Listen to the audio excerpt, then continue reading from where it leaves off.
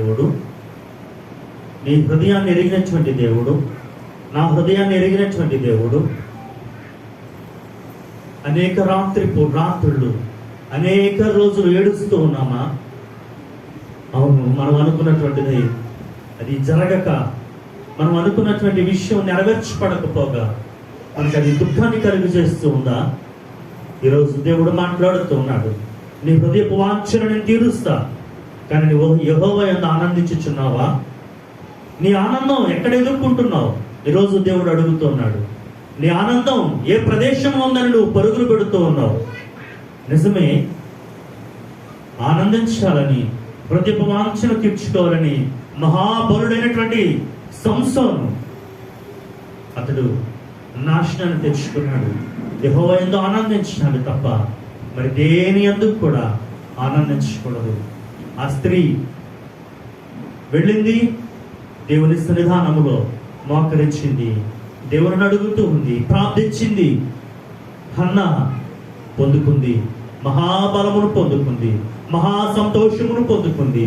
ఆమె హృదయపు వాంఛ తీర్చబడమే కాదు గాని ఆ యొక్క ఇశ్రాయేలు ప్రజలందరి యొక్క హృదయపు ఆశను తీర్చగలిగినటువంటి స్త్రీగా ఆమె చరిత్రలో మిగిలిపోయింది.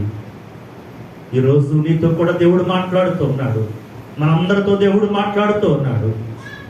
కేవలం నిన్ను ఆశీర్వదించడమే కాదు, నీ హృదయపు ఆశను తీర్చడమే కాదు. ఈరోజు చెప్పు దేవునితో, ప్రభువా నీ యందు ఆనందించడానికి నేను ఇష్టపడుతున్నానయ్యా. హన్నా వలె నన్ను దీవించు ప్రభువా. చెబుదామా, హన్నా వలె నన్ను దీవించు ప్రభువా, హన్నా వలె నన్ను దీవించు ప్రభువా. ఆమె కుమారుని పొందుకోవడమే కాదు, 5 బిడ్డలను కూడా ఆమె పొందుకుంది. ఆశ్చర్యకరముగా ఇశ్రాయేలులకు ఒక ప్రవక్తను ఇచ్చింది. ఆశ్చర్యకరముగా ఆమె సంతోషించడానికి దేవుడు గొప్ప కార్యాన్ని జరిగించాడు. ప్రభువా నన్ను అలా దీవించు ప్రభువా, నా జీవితాన్ని అలా దీవించు ప్రభువా, నన్ను ఆశీర్వదించు ప్రభువా. ఎక్కడో గొర్రెల దొడ్డిలో ఉన్నటువంటి, అరణ్యంలో ఉన్నటువంటి, కనుమరుగైపోయినటువంటి దావీదుని నీవు ఆశీర్వదించావు, సింహాసనం మీద కూర్చోబెట్టావు ప్రభువా. నీ యందు ఆనందించాడు. ఒక పిల్లను గ్రోవ్ తీసుకున్నాడు, కొన్ని కర్రలు తీసుకున్నాడు. కేవలం అతను చేసినటువంటి పని, ఎక్కడో అరణ్యంలో ఉండి దేవుణ్ణి స్తుతిస్తూ ఉన్నాడు, ఆరాధిస్తూ ఉన్నాడు. నువ్వు ఆరాధకుడిగా ఉంటూ ఉన్నావా? ప్రార్థించేటువంటి వ్యక్తిగా నువ్వు ఉంటూ ఉన్నావా? దేవుని యందు ఆనందించే వ్యక్తిగా నువ్వు ఉంటూ ఉన్నావా? ఒకసారి పరిశీలన చేసుకుందాం, మన హృదయాన్ని పరిశీలన చేసుకుందాం.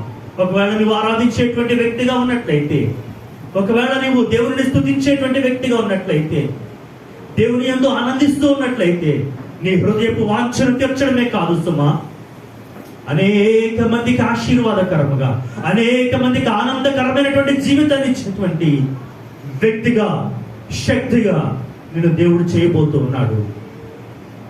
నిన్ను దేవుడు చేయబోతూ ఉన్నాడు. యేసయ్యా ఈరోజు నన్ను అలా దీవించు ప్రభువా.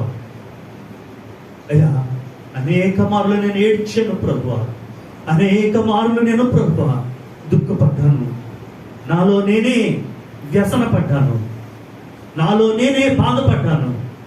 అవును, యెహోవా యందు ఆనందించినటువంటి గనురాలైనటువంటి షూనేమీరాలు ఆశీర్వదించబడింది, ఆశీర్వదించబడింది. ఆమె దేవుడు ఆమె హృదయపు వాంఛను తీర్చాడు.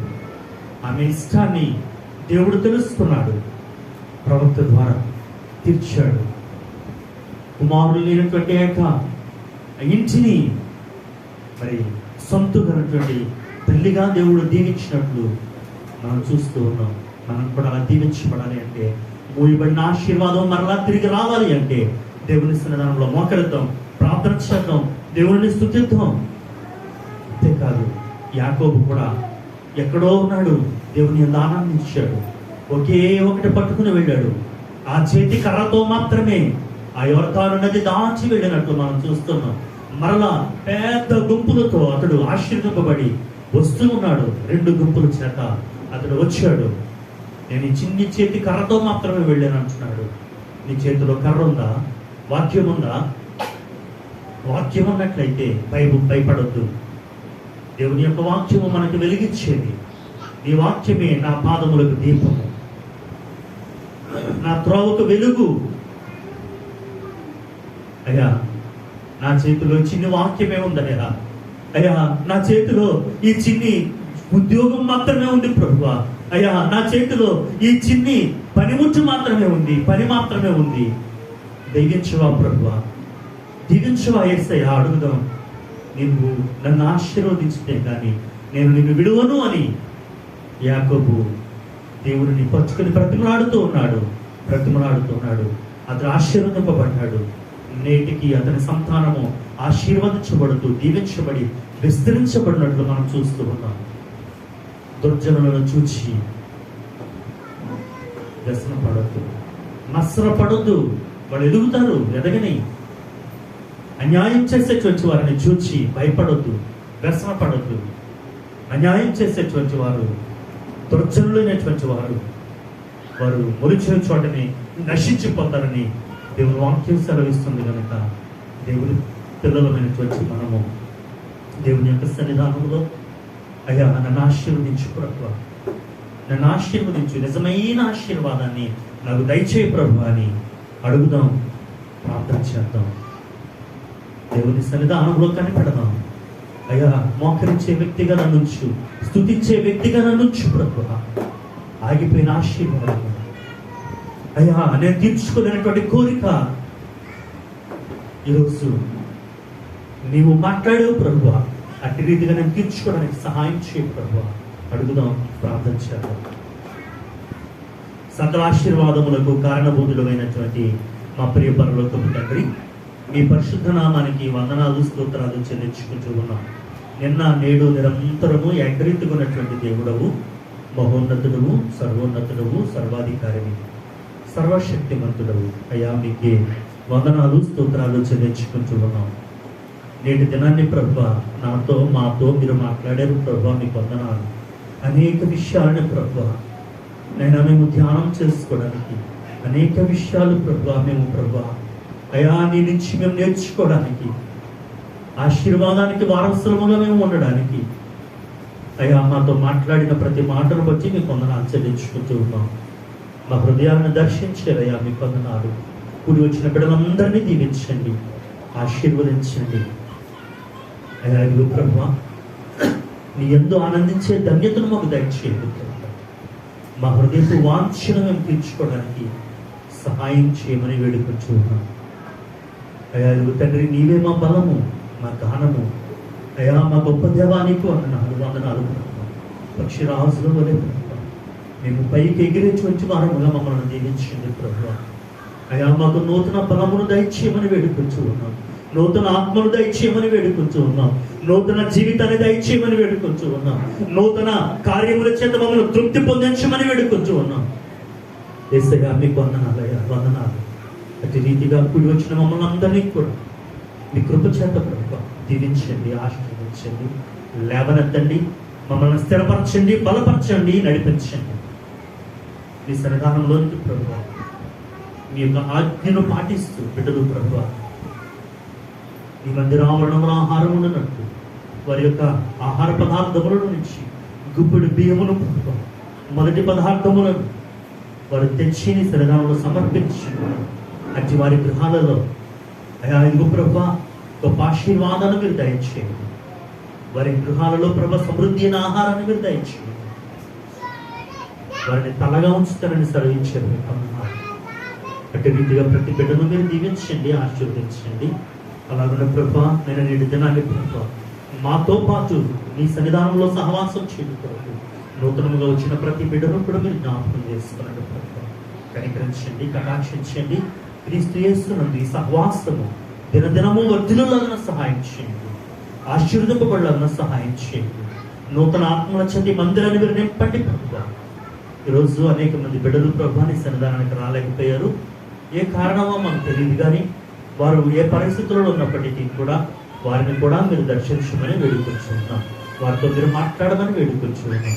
అనారోగ్యాలతో ఉన్న బిడ్డలకు ఆరోగ్యాన్ని దయచేయండి, ఆశీర్వదించండి. అలాగే ప్రభు అయ్యా ఇదిగో తండ్రి ఈ యొక్క నిన్న చర్చి బ్రాంచెస్ కూడా విస్తరింపచేయాలని ఆశతో ఉంటూ ఉన్నాం. నీ చిత్తమైతే ఏ ప్రదేశంలో అయితే వాటిని విస్తరింప చేయాలో అంటే మీ చిత్తాన్ని కూడా ప్రభా మీరే సంపూర్ణముగా నెరవేర్చుకోమని వేడుకొంచు ఉన్నాం. ద్వారాలు తెరువు చేయండి, మార్గాలను సరళం చేయండి ప్రభువా. అలాగే తండ్రి ఇప్పుడు వచ్చినటువంటి ప్రతి బిడ్డను కూడా ప్రభువా అయానైనా మీరు ఆ ప్రభు ఆశీర్వదించమని, వారి అవసరతలను అక్రతలను తీర్చమని వేడుకొంచు, ఆరోగ్యమును దయచేయమని వేడుకొంచు ఉన్నాం. కనికరించండి, కటాక్షించండి. ఆహారం లేనటువంటి బిడ్డలకు ఆహారం దయచేయండి ప్రభువా. రుణముల చేత బంధింపబడినటువంటి బిడ్డలకు విడుదలను విమోచనను దయచేయండి.